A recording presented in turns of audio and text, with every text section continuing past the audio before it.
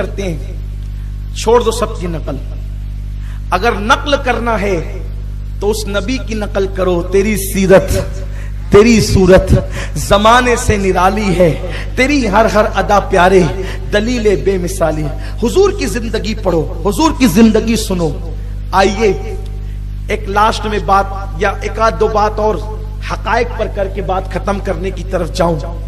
حضور علیہ السلام نے ایک مرتبہ ایک یہودی سے قرضہ لیا. قرض لیا حضور علیہ السلام. یہ بھی ایک حیرت انگیز بات ہے کہ دو جہاں کے مالک و مختار ہے اور قرض لیتے ہیں. اچھا حضور قرض لیتے تھے تو اکثر قرض کیوں لیتے تھے؟ بہت غور کرنے کی بات ہے. اگر اجازت دے تو اس کو تھوڑا سا کھولوں. ہے اجازت آپ کی؟ سیرت کا ایک پہلو ہے. جب ان کے گھر میں 3 مہینے تک چولہا نہیں جلتا تھا تو قرض لینے کی ضرورت کیوں پیش آتی تھی؟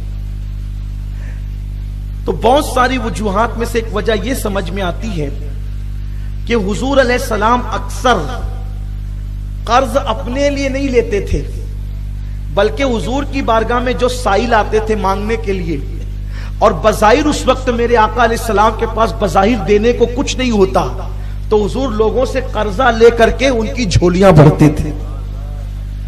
یعنی دینے کا انداز نرالا تو دیکھو, شان تو دیکھو. تو حضور علیہ السلام نے ایک یہودی سے قرض لیا. اور ایک بات, مسلمانوں کے پاس کیا مال کم تھا؟ صحابہ سے کیوں نہیں لیا؟ یہ قرض والے میٹر کو لے کر بھی سیرت النبی کے موقع پر ایسی بات کی جاتی ہے توڑ مڑوڑ کر کے, اور ایسے بات کہی جاتی ہے جیسے معاذ اللہ استغفر اللہ الیاذ باللہ کہ حضور علیہ السلام لوگوں سے مانگتے ہی رہتے تھے. استغفر اللہ. صحابہ بہت مالدار تھے, صحابہ سے کیوں قرضہ نہیں لیتے تھے؟ یہودیوں سے کیوں لیتے؟ ایک بات. دوسری بات, ارے قرض تو چھوڑو, صحابہ مال لے کر تحفے میں دینے آ رہے ہیں. تحفے میں دینے آ رہے تو کہا جا رہا ہے لا اسألکم علیہ اجرا, میں تم سے کچھ اجرت نہیں مانگتا, لے جاؤ اپنا مال. یہودیوں سے کیوں قرض لیتے تھے؟ ایک سوال ہے. قرض اس لیے ان سے لیتے تھے کہ حضور جانتے تھے کہ ان کی کتابوں میں توریت اور انجیل میں لکھا ہوا ہے کہ جو آخری نبی قرضہ لے گا تو اس انداز سے ادا کرے گا, تو ان کو وہ بتانے کے لیے ان سے لیتے تھے. ورنہ حضور کو قرض لینے کی کیا ضرورت ہے؟ آپ دیکھیں اکثر احادیث میں قرض کا جب بھی تذکرہ ملتا ہے صحابہ سے نہیں ملتا, صحابہ سے نہیں ملتا, ہاں اکثر غیر مسلموں سے ملتا ہے کہ ان سے قرضہ لیا. کیوں؟ اس لیے کہ نماز دیکھنے کے لیے یہودی مسجد نبوی میں تھوڑی آتے تھے.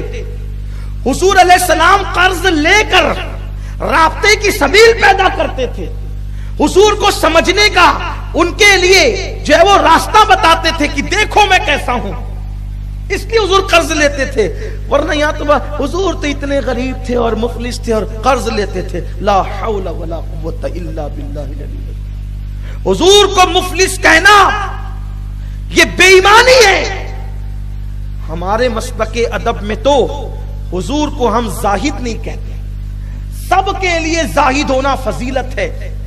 ہم نبی کو زاہد نہیں کہتے. کیوں؟ زاہد اس کو کہتے ہیں جس کے پاس کچھ نہیں ہوتا اور جس کو خدا نے اپنے خزانوں کا مالک بنایا ہو. اس کو زاہد کہوں تو کس منہ سے کہوں؟ بلکہ میرے نبی زاہدوں کی جان ہے, لیکن حضور علیہ السلام کو ہم زاہد کہنے سے پرہیز کرتے ہیں. بہرحال حضور اب قرض کیوں لیتے تھے پتہ چل گیا آپ کو. ورنہ میرے نبی کی شان آپ کو بتاؤں, میرے نبی تو میرے نبی ہے. نبی کے غلاموں کی شان یہ ہے کہ اگر مٹی کے ڈھیلے پہ 3 بار قل ہو اللہ پڑھ کے دم کر دے تو وہ سونے کا ہو جائے. اگر اجازت ہو تو یہ حکایت پڑھوں آپ کے سامنے, اگر تھک نہیں گئے, کیونکہ پورا ہفتہ بھر آپ کو روز آنا ہے. تقریر لمبی کروں گا تو سوچتا ہوں کہ کل پھر پتہ نہیں آپ سستی نہ کر بیٹھے. بات کروں, پیچھے والے نہیں چاہتے کروں بات. ہاں یہی آپ کی خصوصیت ہے, یہ آپ کی محبت ہے. اللہ آپ کو خوب اس پہ جزا دے کہ آپ روز سنتے ہیں پھر بھی کہتے ہیں کہ بولو. انشاءاللہ اس کا صلہ اللہ آپ کو قیامت میں عطا کرے گا، کیونکہ ذکر محبوب کا ہو رہا ہے، ذکر سید المحبوبین کا ہو رہا ہے۔ ایسا کہہ دیجئے کہ ذرا مجھے بھی لگے کہ جگتے میں سن رہے ہیں۔ اور میں یہ محفل کی میں کہنے میں تھوڑا سا بھلا محسوس نہیں کرتا کہ بولو سبحان اللہ، اس لیے کہ اگر قوم کو اس پر بھی نبی کے ذکر پر بھی سبحان اللہ کی توفیق نہیں تو پھر اس کو محفل میں بیٹھنے کا فائدہ کیا ہے؟ جو کہتے ہیں بڑے وہ بیچارے بہادر ہیں، میں کہنے کی ہمت نہیں کرتا، تو مجھے بغیر کہی آپ جلا کہہ دیا کریں،